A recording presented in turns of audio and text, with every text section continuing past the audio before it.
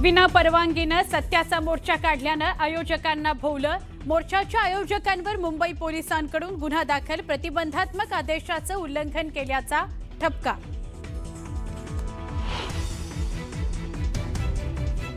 विखे पाटील बिनडोक माणूस। लक्ष्मण हाके यांचा राधाकृष्ण विखेंवर जहरी टीका। तर विखे पाटलांचा आणि त्यांच्या घराचा आरक्षणाशी कुठलाही संबंध नाही, हाकेंचा हल्लाबोल।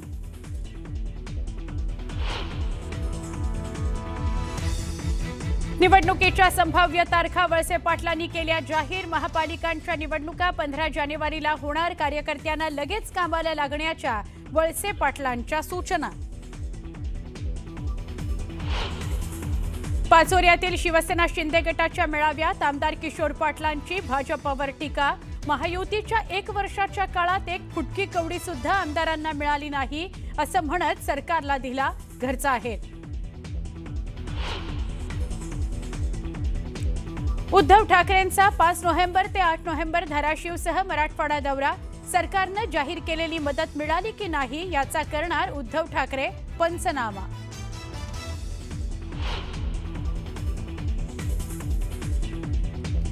जैन बोर्डिंग जमिनीचा व्यवहार रद्द झाल्यानंतर जैन बोर्डिंग उद्यापासून पुन्हा सुरू होणार। मोहोळ आणि धंगेकर यांच्या वादानंतर अखेर बोर्डिंग सुरू होणार।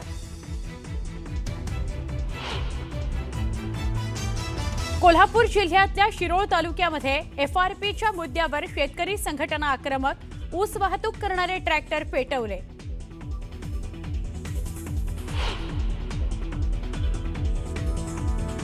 जळगाव जिल्ह्यातील बोदवड जामनेर तालुक्यात ढगफुटी सदृश्य पाऊस। शेतात पाणी शिरल्यानं मका ज्वारी पिकाचं मोठं नुकसान।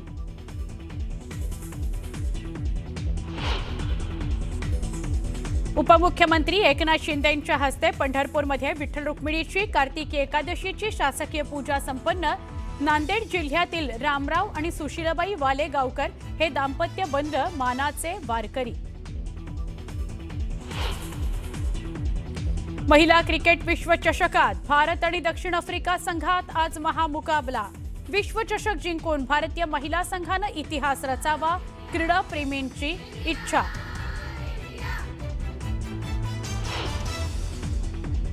तर भारत विरुद्ध ऑस्ट्रेलिया T20 मालिकेतील तिसरा सामना आज। मालिकेत टीम इंडिया 0-1 न पिछाडीवर।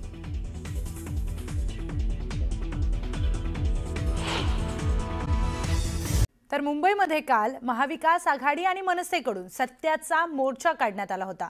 दरम्यान या मोर्चाला पोलिसांनी परवानगी नाकारली होती, त्यामुळे विना परवानगी मोर्चा काढणं आयोजकांना भोवलं। मोर्चाच्या आयोजकांवर मुंबई पोलिसांकडून गुन्हा दाखल करण्यात आलाय। तर प्रतिबंधात्मक आदेशाचं उल्लंघन केल्याचा ठपका देखील लावण्यात आलाय।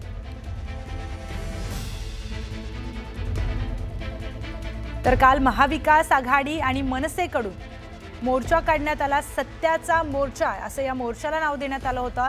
निवडणूक आयोगामधील ज्या मतदार याद्या आहेत त्यामधील काही घोळ असतील, दुबार मतदान असतील, या सगळ्या संदर्भामध्ये या सगळ्यांच्या विरोधात हा मोर्चा काढण्यात आला होता।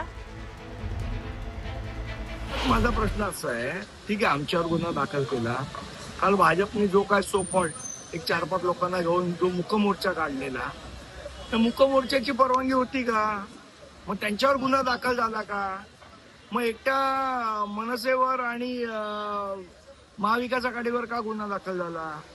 आणि आम्हाला या केसेसचा फरक पडत नाही, खरं सांगायचं तर अशा अनेक केसेस आमच्या अंगावर आहेत।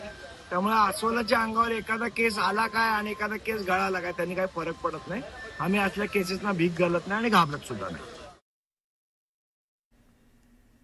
तर मतदार याद्यांमधील घोळाविरोधात महाविकास आघाडी आणि मनसेकडून काल सत्याचा मोर्चा काढण्यात आला।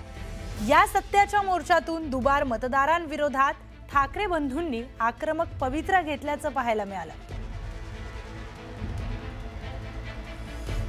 तर काल दुबार मतदान, त्यामध्ये मतदार याद्यांमधील घोळ, या सगळ्यांच्या विरोधामध्ये सत्याचा मोर्चा काढण्यात आला।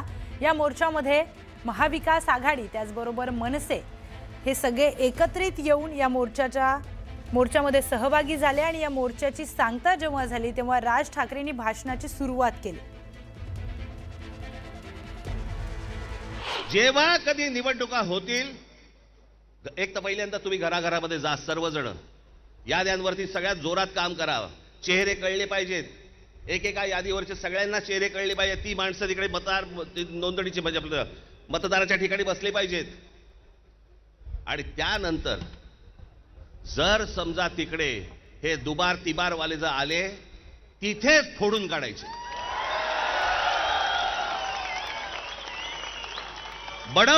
बडवायचे आणि मग पोलिसांच्या हातात द्यायचे.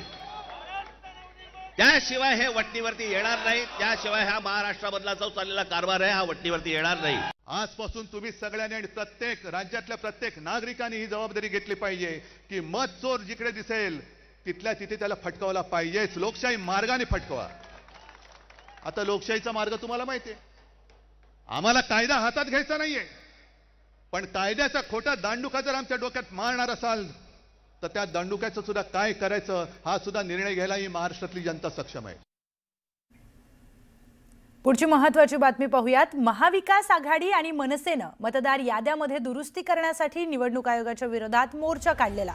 या मोर्चामध्ये राज ठाकरेंनी मतदार यादीतील दुबार मतदारांवर भाष्य केलंय. राज्यातील प्रमुख मतदारसंघामध्ये किती दुबार मतदार आहेत याची माहिती राज ठाकरेंनी आकडेवारीनिशी दिली आहे.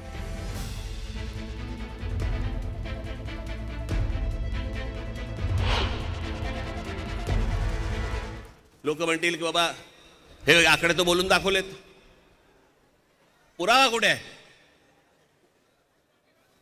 मी आज तुमच्यासाठी पुरावा देखील आणलाय ह्या सगळ्या दुबार मतदारांचा.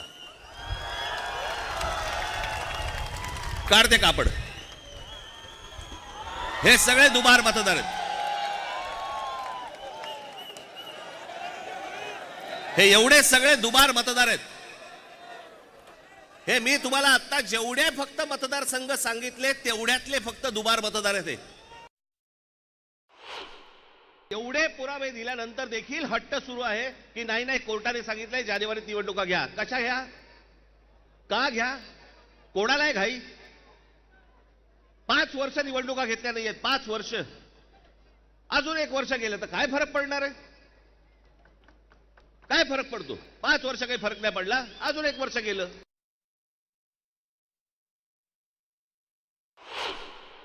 भारतीय जनता पक्षाचे पण लोक बोलत आहेत की दुबार मतदार आहेत.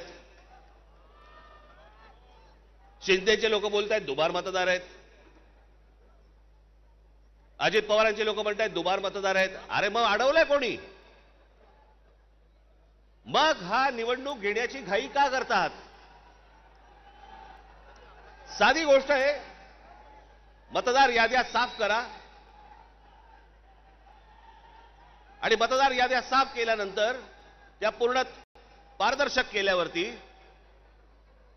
मग जेव्हा निवडणुका होतील त्याच्यानंतर यश कोणाचं अपयश कोणाचं सगळ्या गोष्टी मान्य. तर एक ब्रेकिंग न्यूज समोर येते. ओबीसी नेते लक्ष्मण हाके यांनी राज्याचे वरिष्ठ नेते राधाकृष्ण विखे पाटील यांच्यावर घणाघाती टीका केली आहे. विखे पाटलांचा आणि त्यांच्या घराचा आरक्षणाशी कुठलाही संबंध नाही. सामाजिक न्याय म्हणजे काय हे त्यांना कधीच समजलं नाही. माहिती असतं तर असा बेफिकीर आणि बिनडोक पद्धतीने ते बोलले नसते. अशा शब्दामध्ये लक्ष्मण हाके यांनी विखेंवर हल्लाबोल केला.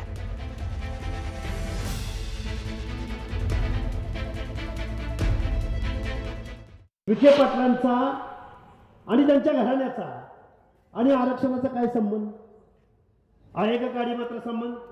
सामाजिक न्याय कशाबरोबर खातात हे विखे पाटलाच्या घराण्याला काय माहिती?